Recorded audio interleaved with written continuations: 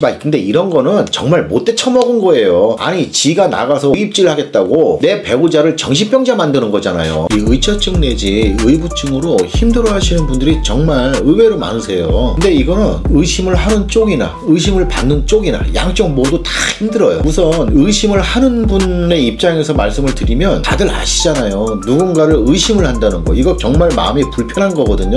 힘들단 말이에요. 더군다나 내가 믿고 의지해야 할 내 배우자를 항상 의심을 한다고 생각해 보세요.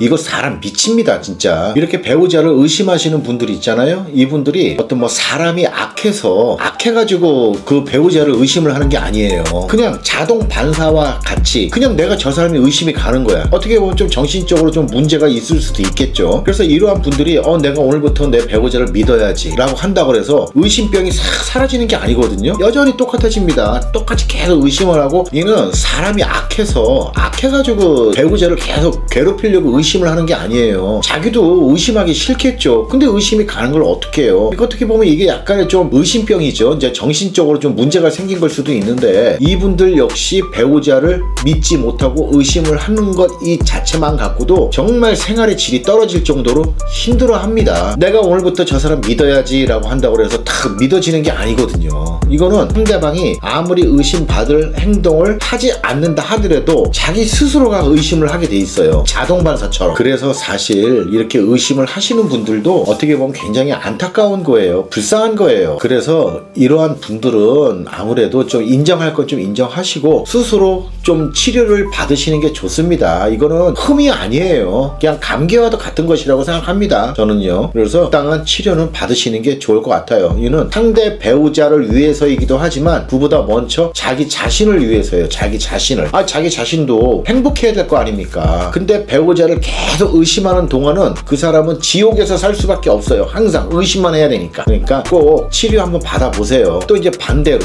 이제 이렇다 할 이유도 없이 의심을 받으시는 이분들은 또 어떨까요? 이분들도 정말 괴롭기는 마찬가지입니다. 정말 이 생활 하루하루가 지옥과도 같다라고 말씀하셨던 분들도 계셨어요. 어느 아내가 있었는데 이제 그 아내가 의부증이 굉장히 심했어요. 그래서 이제 남편이 이제 퇴근을 하고 이제 옷을 벗고 씻을 거 아닙니까? 그때 아내가 막 온대요. 와서 자기가 옷을 벗긴답니다. 벗기고 남자의 그러니까 남편의 중요 부분을 막 이렇게 막 요리조리 이렇게 살핀대요. 막 이렇게 살피고 색깔도 보고 막 냄새도 맡고 심지어는 맛도 본대요. 그러니까 좀 이 부분이 좀 야할 수는 있지만 그 부부들한테는 정말 이 심각한 상황이에요. 그리고 어느 날은 아내가 남편의 중요 부분을 딱 잡고 자기 언니한테 전화를 한답니다. 전화를 해서 언니 이 사람 색깔이 지금 이래 뭐 어때? 이렇게 얘기를 한대. 이거 원래 이런 거야? 형부도 그래? 뭐 이래가면서. 그러니까 이 남편이 얼마나 굴욕감이 들겠어요. 근데 만약에 이를 거부하잖아요. 거부하면 몇 날 며칠 잠 못 잡니다. 엄청 괴롭힌다고 해요. 이 남편이 하루는 다 무시해버리고 잤더니 아내가 쪽집게로 이 남편 눈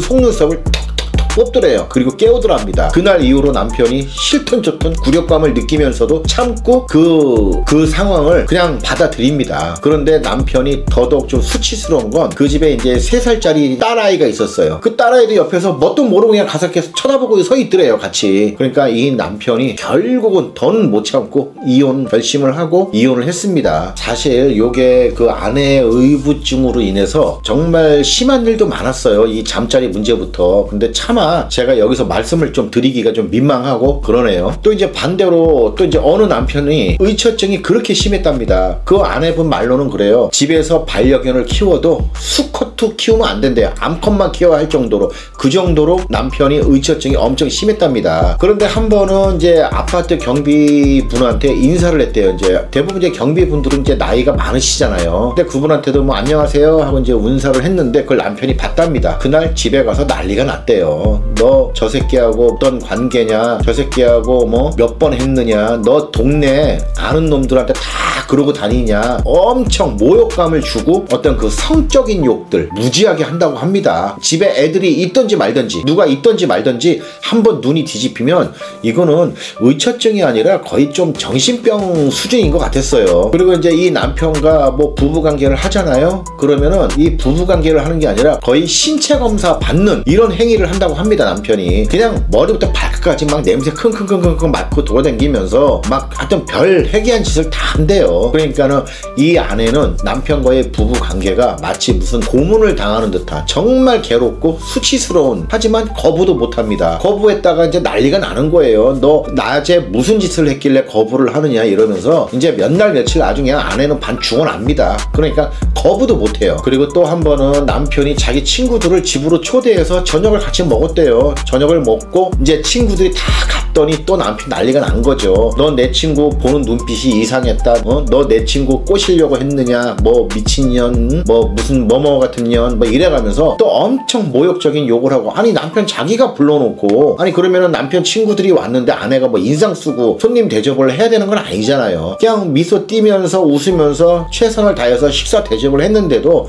이 난리를 칩니다. 그러던 어느 날이었어요. 이 아내가 이제 결정적으로 이혼을 결심한 계기가 있었습니다. 이제 아들이 이제 성년이 막 지난 아들이 하나 있었어요. 이 아들이 이제 큰아들인데, 큰아들하고 아내가 큰 아들 방에서 이제 한 시간으로 치면 거의 1시간 가까이 막 이런저런 얘기를 좀 오랫동안 했나 봐요. 그런데 이제 아들이 이제 위통 벗고 반바지만 입고 침대에 누워 있었고, 아내는 그 아들의 책상 의자에 앉아가지고 막 도란도란 이런 얘기를 했나 봐요. 근데 이제 남편이 그 모습을 봤습니다. 난리가 났어요. 정말 말하기에도 민망할 정도로. 이거는 뭐 그냥 뭐 아들하고 자기 아내하고 어떤 이런 상상하기도 더러운 이런 관계를 의심을 하면서 막 거기서 쏟아붓는 그때 아내가 딱 결심했대요. 아, 너는 단순한 의처증이 아니라 넌 정신병자구나 라고 해가지고 이제 이걸 계기로 해가지고 이혼해버렸습니다. 그러니까 이렇듯 뭐 의심을 받는 쪽이나 의심을 하는 쪽이나 힘들 수밖에 없어요. 그런데 만일 의심을 받는 사람이 과거에 외도를 한 전력이 있거나 아니면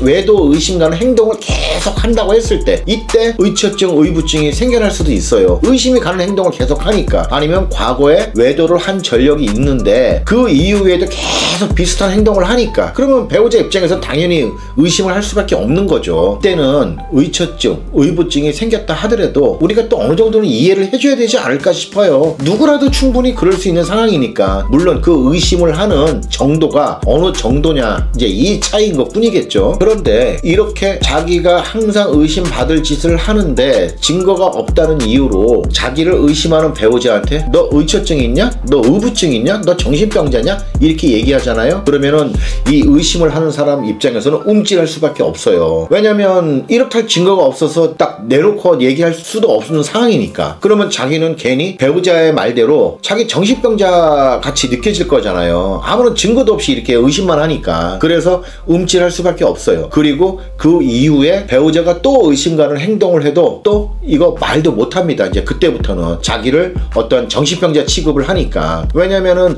이러한 심한 의처증, 의부증도 너무 심하면 그 상황에 따라서 이혼 사유가 될 수도 있거든요. 그러면 졸지에 자기는 유책 배우자가 되는 거잖아요. 그래서 말도 못하고 속으로만 끙끙끙 앓고 괴로워하시는 분들도 많아요. 그런데 그 와중에 실제로 외도를 하는 인간들도 있는 게 문제예요. 결론적으로는 이런 사람들은요, 자기가 외도를 하기 위해서 자신의 배우자를 정신병자 취급을 하는 거랑 마찬가지거든요. 아씨, 근데 이런 거는 정말 못돼 처먹은 거예요. 아니, 지가 나가서 오입다고 내 배우자를 정신병자 만드는 거잖아요. 이러한 경우 실제로 외도를 한 것이 사실로 드러나잖아요. 그러면은 평소 의심을 했던 배우자는 더더욱더 정신적인 충격, 그 고통이 더 크고 더 오래가는 경우가 많습니다. 그리고 억울하겠죠. 저 인간 계속 나가서 불륜짓거리 하고 돌아다니면서 자기 자신을 정신병자 취급을 했고, 그리고 자기는 그동안 증거가 없다는 이유로 그냥 의심이 가도 말도 못하고 끙끙끙 참기만 했고, 그 고통이 얼마나 컸었겠어요. 불안하고. 뭐 이러한 상황에 처해 계신 분들이 이렇게 종종 계시거든요. 이렇게 힘들 내세요. 힘들 내시고 하루라도 빨리 그 마음의 상처 잘 가다듬고 잘 헤쳐나가시기를 진심으로 바라겠습니다. 그리고 다들 정신건강 잘 유지하시면서 행복하게 사시길 바라겠습니다. 끝.